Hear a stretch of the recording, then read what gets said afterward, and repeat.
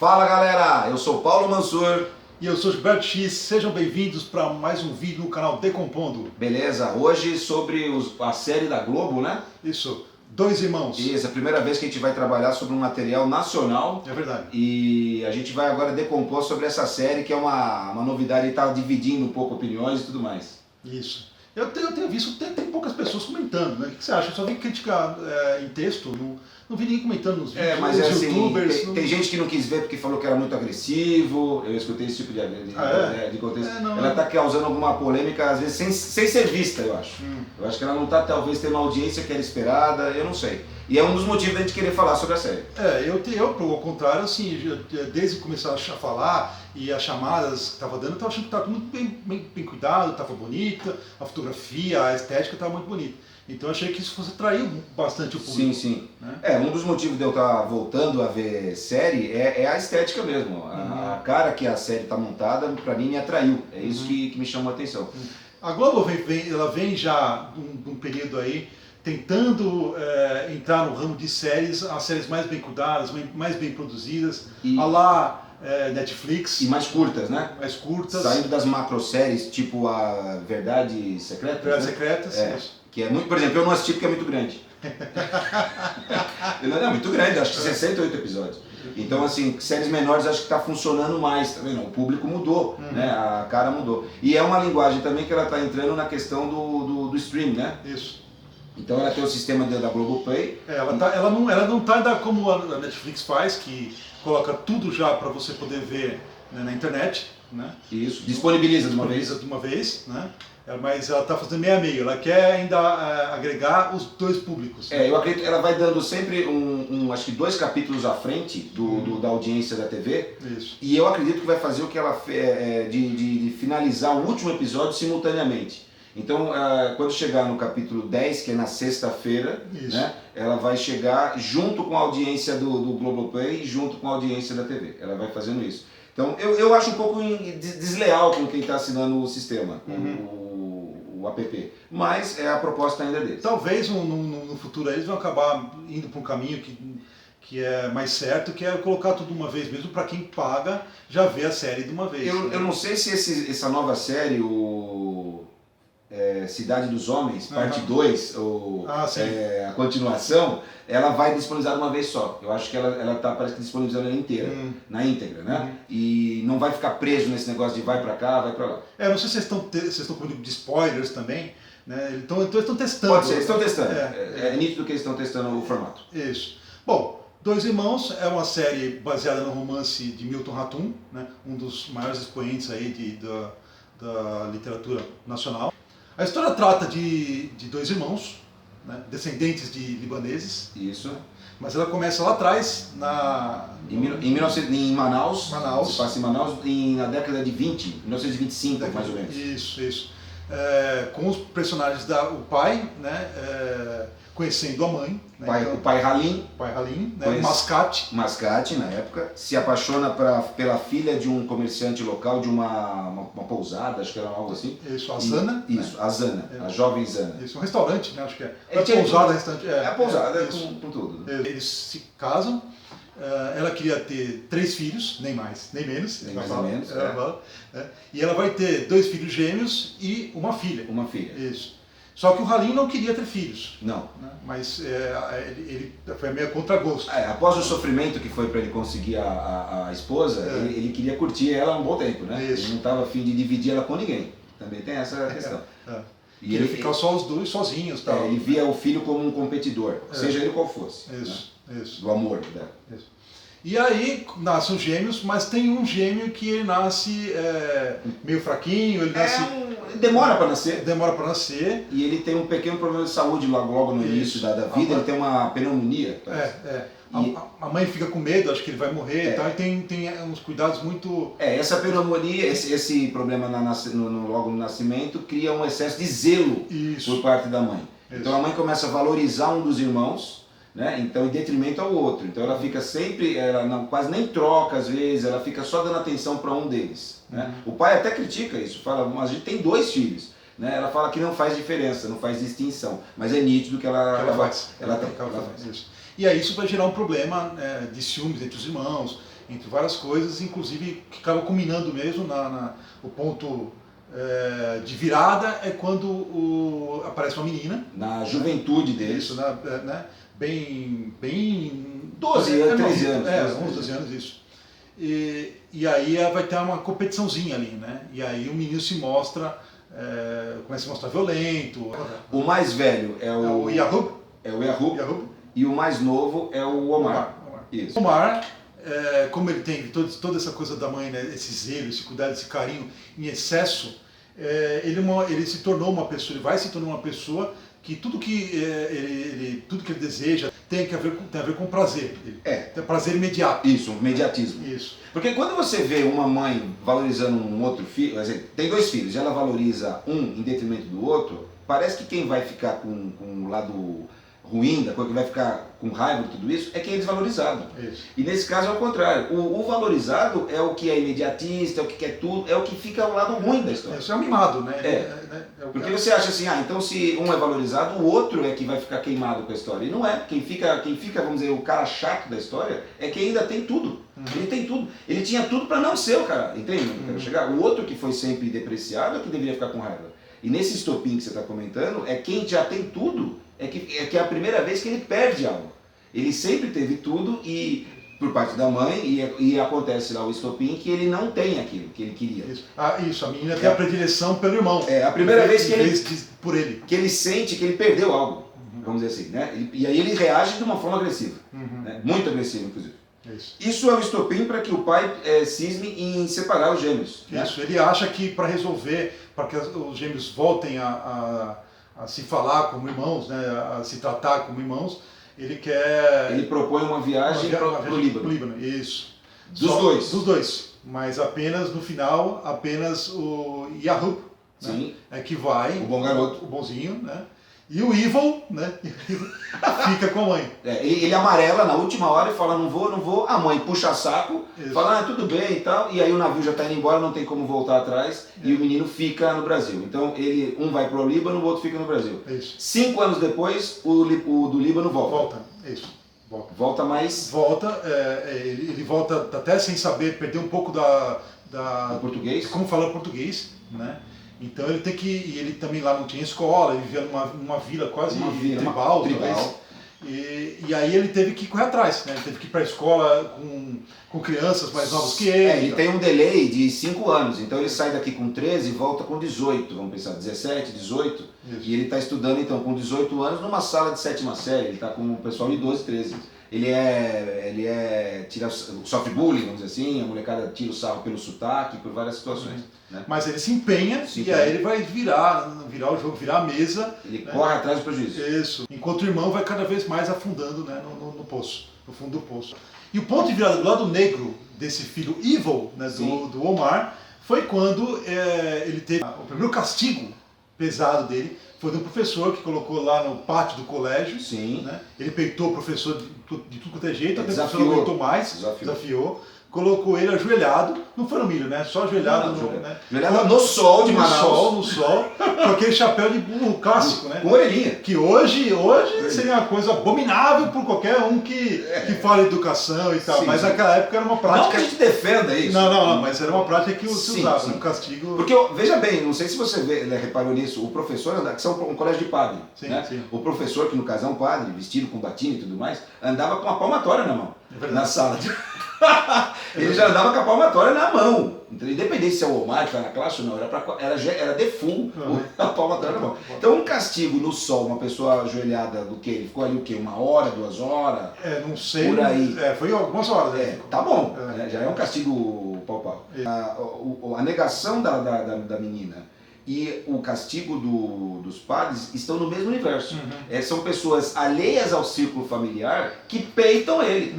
Ele está acostumado a ser o reizinho da casa. Quando alguém fora da casa bate de frente com ele estribucha e tem atitudes extremistas. É isso que acontece. Só que como é o desfecho desse castigo? Aí ele quebra o professor na porrada. O professor volta, né? Talvez até para encerrar o castigo, para encerrar que ele poderia ir. E pergunta se ele entendeu. Porque isso, se ele aprendeu. Né? E aí realmente dá para se ver que ele não aprendeu nada, porque ele levanta e começa a esmurrar o professor, mas de tal forma que a cara dele fica né? De frangalhos.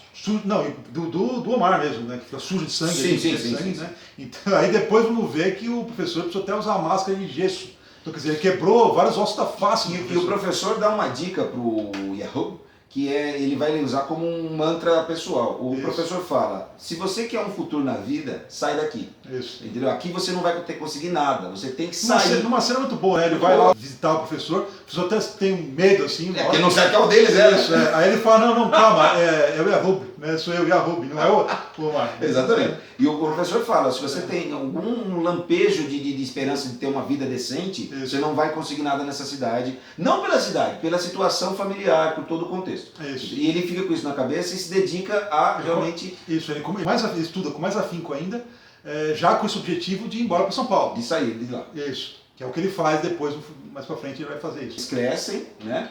E isso só vem a piorar, essa diferença entre os dois. Os dois, né? Um vai cada vez ficando mais assíduo nos estudos, entra no exército, né, e tudo mais, e o outro vai se entregando à bebida. Isso. Né?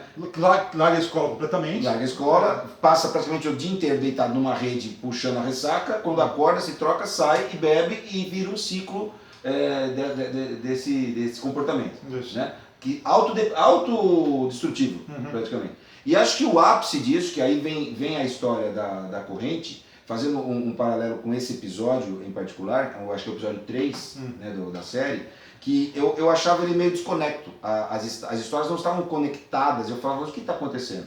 Por quê? Ela mostra o pai, para mim é gratuito até então na história, ele é desafiado por um fanfarrão local, né? Um cara que fala mais que os cotovelos, e começa a alcovitar a vida do pai, falando que ele tem filho bastardo e não sei o quê. O pai, o Halim, fica puto com essa história e vai resolver da melhor maneira que ele encontra lá, que é um jeito que ele resolve as coisas quando ele é desafiado, com uma corrente. É uma cena bem feita, sim. Né? Um duelo na praça entre o fofoqueiro lá, o alcoviteiro, com uma navalha, e o pai com uma corrente.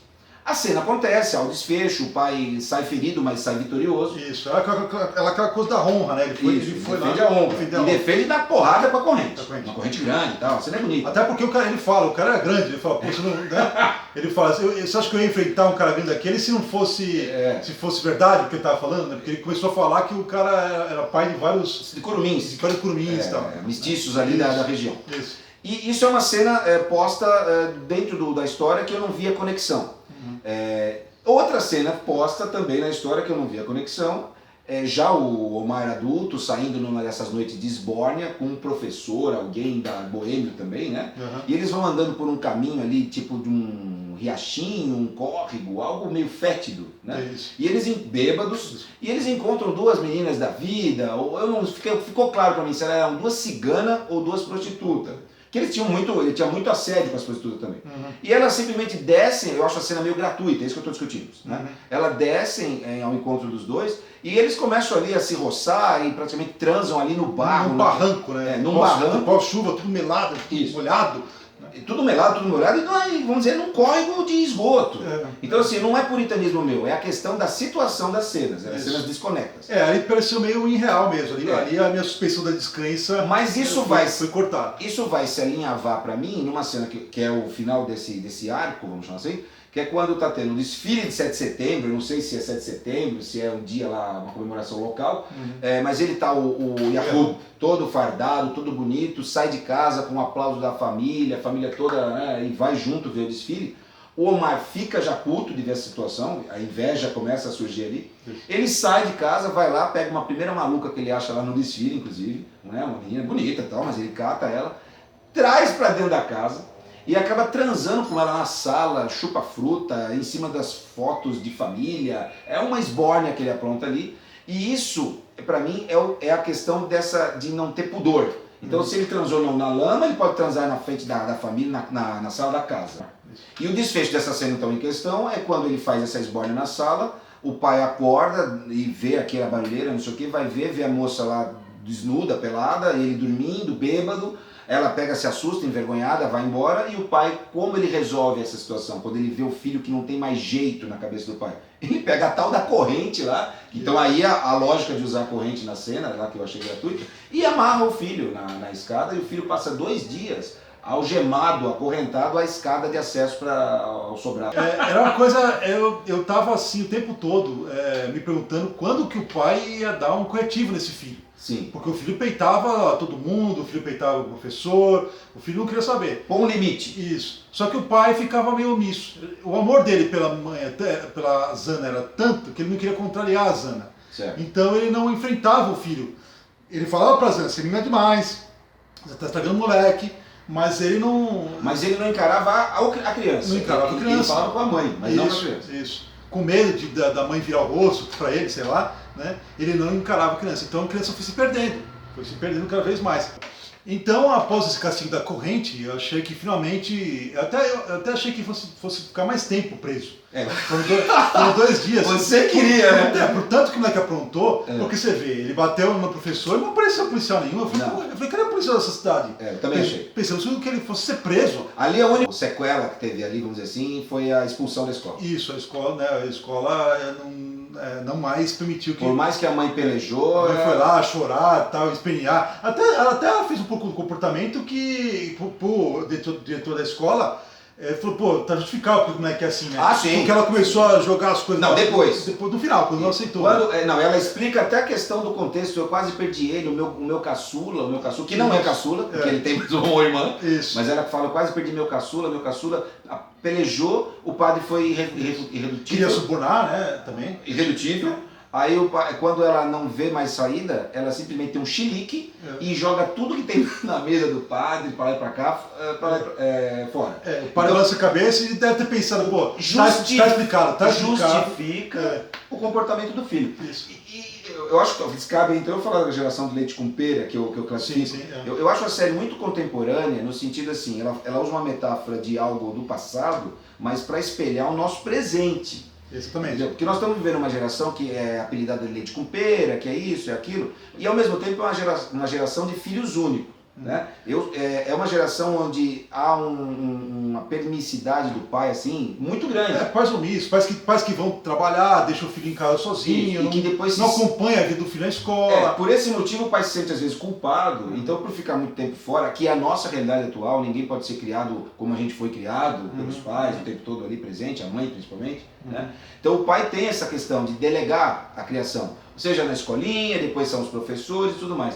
Mas isso faz com que quando o pai se depare com a criança, são 2 estranhos, não se conhecem muitas vezes, e ao mesmo tempo o pai fala, poxa, fiquei tanto tempo longe, não vou dar bronca, é criança, deixa fazer. O deixa fazer de hoje, quando é criança pequena, vai se tornar os agroboys, os pit boys que a gente vê queimando índio, que não é uma coisa recente isso. Né, arrumando confusão em balada, atropelando gente na Paulista, jogando o braço no rio e indo embora. Então esses bêbado, ok? Bebendo alcoolizado e atropelando gente. Batendo em homossexual na Paulista também. Batendo em homossexual. Então é assim, eu estou fazendo um paralelo que eu acho que a série ela dá uma cutucada, se um pai mais atento estiver olhando a série, ele vai talvez se identificar. Poxa, eu estou vendo talvez infelizmente, o que pode se tornar meu filho amanhã. Sim. Tá? Então acho que esse comportamento da mãe na represália do padre, é evidente que o filho é mal criado, porque a mãe também é descontrolada. Certo. Bom, eu queria falar dos pontos que me incomodam na série, que são os pulos. Né? Eu acho que a série está indo bem, ela está tendo... Eu gosto muito da estética, né? A fotografia, acho que o ponto alto da série é a estética. Estética, fotografia e construção de época. Tudo isso é impecável. Até a questão de efeito especial, por exemplo, chove muito. Isso. Então o tempo todo tem chuva e a chuva aparentemente está muito natural. Não tá bem bacana. A chuva ela não rouba a cena, ela está lá simplesmente. Isso eu acho válido. Isso. E uso material de arquivo também. Eles estão. A edição monta bem, né? Tem hora que parece mesmo ser material captado ali, captado contemporaneamente, né? Ele é costurada com material de apoio. O material daquilo é bem tratado, né?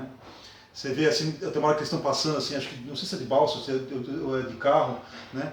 E aí a montagem dos personagens olhando para fora, assim, vendo Manaus e tal, né? Então essa montagem ficou bem bacana, cara.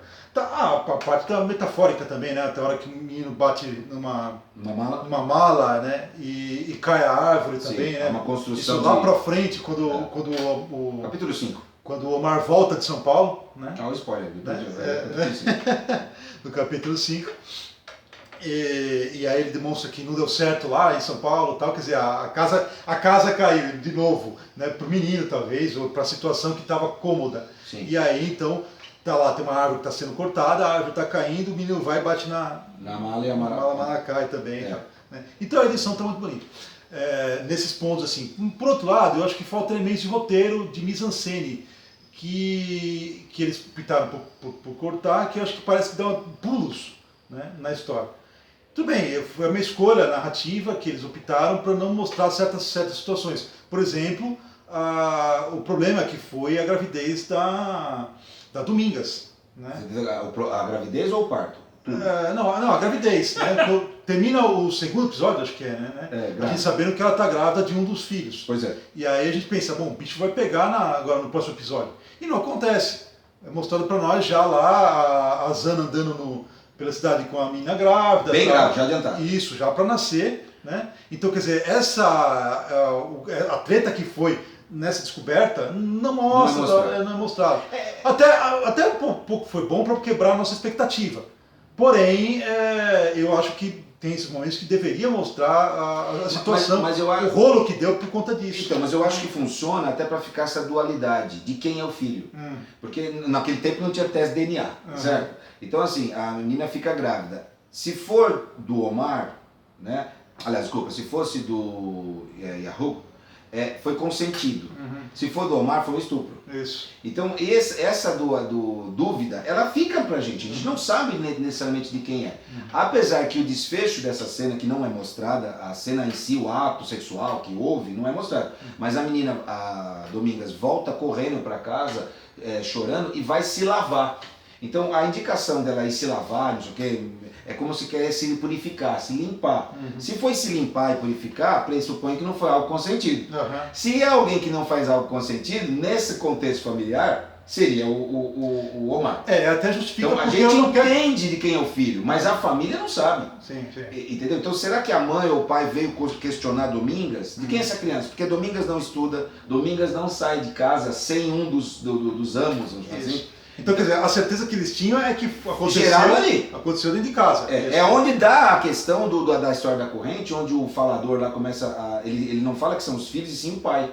Porque tem 3 homens na casa, o pai e 2 filhos, certo? É um dos 3 que seria o culpado da gravidez. Então, e aí até justifica a questão de por que a Domingas não conta pro filho quem é o pai. Não, pra gente. Talvez ela vá até contar, não sei. Por enquanto, no ponto da história, não foi contado. Não sei, dá a entender assim que o narrador está narrando para buscar, para descobrir quem é o pai. Ele está na busca ele está querendo encontrar o pai. Isso. Na história ele quer encontrar o pai. Porque quem narra a história é esse filho bastardo. Sim. Né? E a história é intercortada entre presente, passado e um passado distante, né? Vamos dizer assim. O presente, pelo que eu entendo, aliás, o presente é a narração. O meio do caminho é essa viagem de barco, que seria o Halim já velho, interpretado pelo Antônio Fagundes, junto com um menino, que não me foge o nome agora, do personagem mesmo, que estão juntos. Esse menino seria o fruto dessa gravidez. E esse menino é o narrador da história. E a gente vai conhecendo a história dessa família através do ponto de vista dele, que acompanhou toda a ascensão e queda, vamos dizer assim, dessa família. A gente pode falar num ponto que me incomodou um pouco, aí já falando desse momento, dessa viagem de barco, me incomoda um pouco a questão da troca do ator, né? Porque é o Antônio Calone, né, que faz o meio e tal, né? O Halim de meia idade. E ele poderia ter sido maquiado para envelhecer para ser o Halim já mais velho, mas resolveu substituir pelo Antônio Fagundes. Não que a interpretação dele tenha sido ruim, muito pelo contrário. Mas eu acho que poderia ter sido, não tem porquê até a troca de ator. Mas eles, né? eles não fizeram isso com nenhum ator. A minha justificativa é essa. Eles Não, fizeram, eles fizeram troca de elenco. Eles fizeram a troca de elenco, Troca de elenco. Eles não cresceram. só personagens de secundários, amigos do Halim, que são envelhecidos. Pra não, talvez, ter uma... Haja elenco, certo? São amigos que frequentam a casa e tudo mais. Talvez tenha sido escolha estética, mas eu não sei. Mas existe Zana e Halim jovem, Zana e Halim meia idade, um pouco já avançado, que é o Calone, seria o Calone. E a Juliana Paz, e a terceira fase, vamos dizer assim, do Halim Zana, que é com o Antônio Fagundes. Então houve troca o tempo todo. Né? Falando ainda de atores, existe a Maria Cristina Cândido, que é uma vizinha, frequenta muito a família, e eu achei até esquisito, ela está usando uma prótese no nariz, né? Que não parece... eu também não tinha proposital, né? Proposital, para fazer uma brincadeira. Eles são bem espalhafatosos, são vizinhos, assim, eu diria, exóticos. Né? E tem uma jaula com um macaco é bonito, assim, questão de época, né?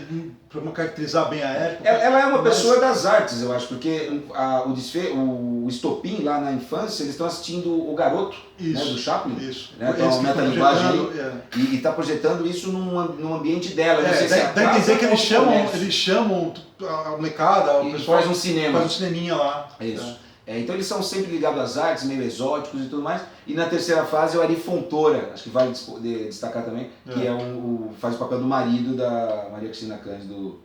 Já, acho que envelheceram mal, né? Pois Eles estão muito velhos. Ela exigia demais do marido, né? Ela ficava enchendo o saco o tempo todo ali, com aqueles macacos lá. Acho que tem macaco que não trabalha para cuidar. Não trabalha. Mas envelheceu bem. Envelheceu bem. Bom, até porque, mesmo aí Fontoura, com toda maquiagem, figurino e tudo mais, ele parece mais velho do que ele parece mais velho. Do que ele tá. Não, ele está mais envelhecido do que ele é. Isso. Sim. Isso.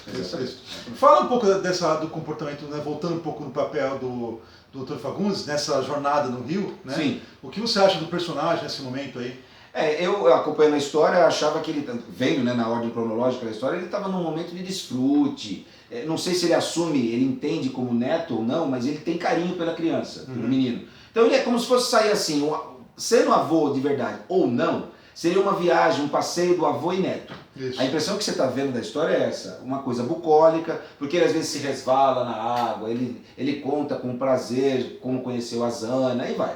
Só que quando tem, no decorrer da história, o arco do quinto episódio, ele sai meio num caráter de urgência, porque há um momento que o filho, o Omar, some no mundo, e a mãe fica procurando ele em orações e fazendo novena e promessa, e não faz mais nada a não ser rezar e chorar. Ele, meio contrariado, ele sai de casa e fala assim, tá bom, vai, eu vou procurar esse menino. Então assim, não bate, só se tiver mais coisa para encher essas lacunas que você está comentando.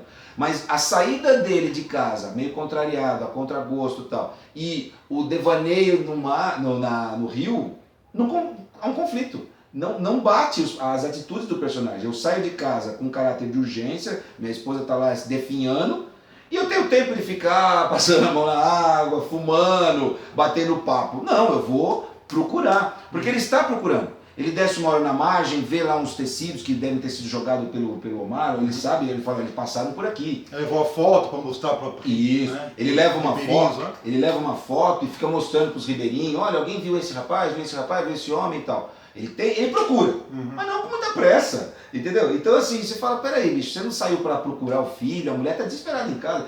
Vamos pensar que o cara pode voltar, a mulher ter morrido, vai saber, entendeu? Então assim, isso é um conflito para mim. Talvez é uma questão de estética e de licença poética, porque se talvez começasse com corre-corre, a gente ficava meio já apreensivo. E no começo da história, nós estamos curtindo aquele romance. É um romance, é bonito um velho relembrar de como conheceu a esposa e os prazeres da juventude. Algumas cenas de sexo que eu achei também meio desnecessárias. É verdade. Lá nos jovens, né? Mas tudo bem, fazendo a cota que eles querem talvez fazer de seriado, eles viram algumas séries aí, né? 3 letras aí que todo mundo conhece, e falou assim, pô, tem que pôr sexo também. Afinal de contas, sempre teve cena de sexo em novela, seriado, não é o caso. mas elas vieram meio recortadas e esquisitas. Algumas estavam bem justificadas, foram até interessantes. Mas algumas meio gratuitas. E as outras, apesar de ser bonitas, né, estavam de graça. Aí, né? E outras não faz sentido, que é a questão do barranco lá, que você já comentou. Falando de uma de graça, e construção e cena de sexo, envolvendo inclusive a iniciação artística... A apresentação da atriz, né? Da Evans, né? Como é o nome? Bárbara Evans. A Bárbara Evans, filha da Monique Evans. Filha da Monique Evans, um símbolo sexual dos anos 80. Essa cena em particular me incomoda a construção toda dela. Isso. Entendeu? Não faz sentido, né? É muita licença poética pro meu gosto. Como é que é a cena? Explica rapidinho essa cena. A Bárbara Evans, ela retoma o personagem que na infância foi o estopim da briga dos dois irmãos. Ok. Né? A menina tinha sumido, depois dessa briga que o Yarubi vai para 5 anos lá no Líbano. Né? Não se fala mais da menina. Ninguém tinha mais visto. Isso. E já na idade adulta, ela aparece do nada. Isso. Dá-se entender que talvez o Yarubi já tinha retomado o contato com ela, mas não é mostrado pra gente. E a construção de forma nenhuma do personagem, ela vem toda... Femme fatale. Femme fatale. É a cor mesmo. Isso, né? Toda produzida e tal. Radiante. É o último dia dele em Manaus. Ele apresenta para a família que ele vai para São Paulo. E até ele mostra que ele ia levar ela. Depois a gente fica sabendo que ele leva ela também. Sim, naquele momento você não sabe. Isso. E o que acontece? Não sei, então, é interessante que não se mostra a família dela também, né? E assim, ele vou levar e... Filha de chocadeira. Mas ela chega na casa da família lá, tal, do Halim. Isso, numa tarde. Isso. De dia. Bate a porta lá, chama ele. Vem a Zana, acho que atende, né? Vem a Domingas. A Domingas, né? A Domingas veio e olha com uma cara e fala, vai dar merda. A Domingas olha com essa cara. O Yarubi já vem ao socorro, né? Imediato, que antes que a mãe... vem comigo. Antes que a mãe faça alguma coisa, já pega ela pela mão, passar por dentro da casa. Costura a casa. Isso. Em vez de ir pro quarto e tal, ele vai pro fundo da casa, no meio do mato. Numa bananeira, isso. Né? Com uma mulher que tá aquela coisa com luvinha, com chapéu, aquele vestidão. 1950 e pouco. Isso. Toda... E aí... Né? Ato consumado no meio do mato. No meio do mato ali. Com a família olhando. Isso. Porque da janela a mãe fica procurando e vendo. A Índia se embrenha pelo mato ali e dá uma conferida. E a mulher não fala um ai. Nada. Né? Alguns ais ela fala, né? É verdade. Esse tipo de ais ela fala. Mas ela entra... Muda e sai quase calada. Né? E depois também, quando já está vendo que é Yarubi em São Paulo, ela também não fala nada. Então o personagem não é bem construído. Não, ela é colocado lá só por questão estética. Isso. Pegaram a atriz, ela é um que é bonita. Eu não sei se agora na segunda temporada vai desenvolver. Vão desenvolver um pouco mais esse personagem. Vamos ver, vamos aguardar. São cenas que incomodam no sentido da construção. A cena é muito bem feita, funciona talvez para a história andar, ou seja, de novo ela junto com o personagem lá, com o Halim, esse amor juvenil se concretizou, mas aonde e como foi bem esquisito. O momento tal, e a ação da personagem deixou a desejar ali e tal. Então, não sei, entra nessas coisas do pulo, né? Essa questão dela aparecer do nada. Você espera que ela volte e tenha outros momentos para voltar a reapresentar a personagem que ficou sumida lá, né, vários anos atrás. Não, ela aparece do nada, né, e você acha que ela não teve outras pessoas, não namorou outro cara? Não sei porque, porra, Halim ficou 5 anos no Líbano. Exato. Né? Então, quer dizer, ficou de criancinha, ficou esperando. Ela pode até ter tido alguma coisa e agora não deu certo porque o amor da vida dela era Tudo bem, também, mas conta pra gente dar uma pincelada, né? Não sei. Fica com um pano de fundo. Esses pulos me incomodam um pouco. Aí ele vai para São Paulo. Em São Paulo come o pão que o diabo amassou, no caso o pão sírio, né? Porque o diabo amassou. E ele padece um pouco, mas depois ele se encaixa, começa a dar aula de matemática, que ele sempre foi bom com a questão de números e tudo mais. Entra acho que é na USP, na Politécnica, né? E hoje, no ponto que está a história, que agora a gente vai ter mais 5 episódios, ele é um engenheiro bem sucedido, fazendo casas e apartamentos no litoral. Né? Então, ou seja, ele deu certo na vida. Enquanto isso, o Omar toca o puteiro, literalmente, em Manaus. Foi com os 2 pés na chácara. Fazendo até uma cena de estupro novamente num dos puteiros que ele frequenta. É verdade. Arrumando confusão de manhã, de tarde, de noite e se perdendo cada vez mais no vício, nas drogas. É esse o ponto que a gente para a série. É isso? Onde o pai, de novo no desespero, quer indicar o Omar para passar uma temporada com o Yahubi em São Paulo. É aí que acaba, né? É mais ou menos aí. Então o Yahubi, né, ele vai para São Paulo. Desculpa, é verdade, ele vai para São Paulo. Ele vai para São Paulo. Né? Só que o Yahubi não, obviamente, não aceita na casa dele. O Yahubi ampara, mas não na própria casa. O Yahubi arruma uma escola para ele, né? Isso. E uma pensão para ele ficar. Isso. E ele fala, o sofrimento vai ser bom pro Omar. Isso, e vai amadurecer. Vai amadurecer, né? Até parece que ele está indo na escola, parece que ele vai para um caminho, mas ele tenta. Ele tenta, mas logo em seguida... Mas aí nas imagens de arquivo a gente vê que ele encontra a Augusta, ele sobe a Augusta a 120 por hora. Isso, aí amigo, rapaz. Ele sobe e desce a Augusta. E quem desce a Augusta você sabe, né? Ele desce a Augusta. Então, e é uma das melhores cenas da temporada, hein? A cena que ele desceu a Augusta. Exatamente. Faz ali Assista, amiguinho, assista. Bonita, você é bonita. É bonita. Então o Omar volta para Manaus, de São Paulo, então vê-se que não deu certo lá. Rabo entre as pernas, né? Tudo lascado. Isso. E aí ele conhece o Matanza. Isso, o vocalista do Matanza. O vocalista do Matanza faz uma ponta, não me desculpe aí, não sei o nome dele. Eu gostei da caracterização, cortou o cabelinho e tal. Você sabe, só uma adendo, que a série foi gravada 2 anos atrás, né? Foi. A série é de 2 anos atrás. Isso. Tá? Por isso que a menina cresceu agora nas fotos. É verdade. A Femme Fatale Little. Isso. Exatamente. Então, o vocalista do Matanza, que eu não sei o nome, vocês me desculpem, faz uma ponta, ele cria um vínculo com o Omar. Acho que frequentando os lugarzinhos que o Omar frequenta, ele conhece muita gente, muito amigos, né? Muito amigos. E aí, melhor qualidade, né? Melhor qualidade. Timbre calibre. E aí ele apresenta para uma hora involuntariamente a mãe, inclusive, muito... A mãe tem aquele comportamento que se diz de mãe de judeu, né? Fica em cima, sabe, super protetora. Ela continua, o filho fazendo, lascando o puteiro, e ela continua o mesmo comportamento. E aí ele apresenta o cara como acho que ele é um diretor de um banco, alguma coisa parecida, uma financeira. Isso. E ela não cai muito no caô, ela começou já a abrir o olho. E ela segue o Omar num carro conversível, todo bambam, né? E nós estamos nos anos 60, né? 60 e pouco. Isso. E ele, na verdade, eles estão fazendo um contrabando, né? Acho que ali acesso de divisa de algum país aí, né, do Manaus. Então ele está recebendo, está fazendo alguma coisa, e eu acho, está me cheirando que isso vai dar merda. Ainda não fica claro, mas vai dar merda, né? Ele continua tendo um caso com uma menina, uma prostituta que é um desafeto da mãe, né? Num dia, numa festa, isso é uma das cenas over também, que eu acho que é um exagero, é uma das festas de família. É aniversário da mãe. Isso, é mostrado que esse aniversário é meio que quase um ritual, ele tem um ciclo, né, assim, mostrado que com 5 anos passa-se ali. A cena é construída da seguinte maneira: tem a irmã mais nova desce pela escada, né? E há um pretendente sempre que entrega flores para ela. A mãe interpela ali e fala assim: olha, você vai jogar de novo pela janela a sua sorte, alguma coisa parecida. A menina pega simplesmente as flores, dá para esse menino, o sobrinho, e ele põe num vaso de flor. Isso se repete umas 5 vezes na história, né? Então é uma cena bonita, a construção para a passagem de tempo eu gosto. Nesse caso mostrou o tempo passando. Sim, isso. Mas na última festa, vamos dizer assim, quem aparece para peidar no salão, né, literalmente, o Omar. Com a garota que eu apelidei de a garota prateada, né? Não, ele chama. Ele mesmo chama? Ele chama de a mulher prateada. Mulher prateada. O narrador chama. Uma bela morena, bonita, muito de formas avantajadas, né? Só que eles começam a dançar no meio do salão e praticamente ele começa a tirar a roupa e se ninguém interpela, os convidados vão ficando constrangidos, todo mundo começa a ir embora. Então eu me pergunto assim, mesmo por mais que ela seja da vida ou não, ela tem que entender que ela chegou na casa de uma família, tá tendo o aniversário da mãe do cara, e eles vão transar na frente de todo mundo no meio da sala.